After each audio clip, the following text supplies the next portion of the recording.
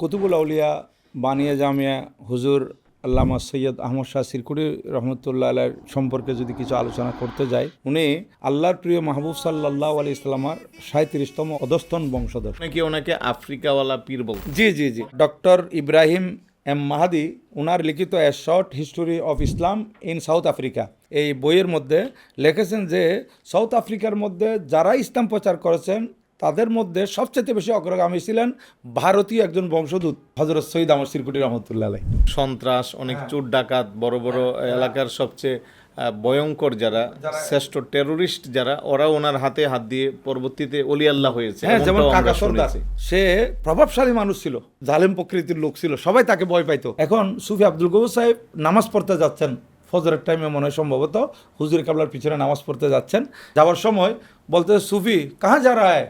তখন তিনি বলছেন, আমি আমার হুজুর কাবলার পিছনে নামাজ পড়তে যাচ্ছি, হুজুর কাবলার দরবারে। বলে, ওহা ক্যা মিলতা হ্যায়?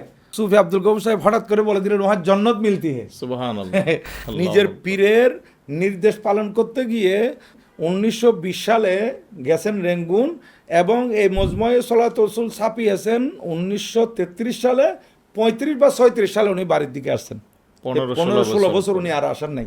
হুজুর বলছেন যে মসজিদ বিহো তালাব বিহো, একটা মসজিদও হবে, একটা পুকুরও হবে।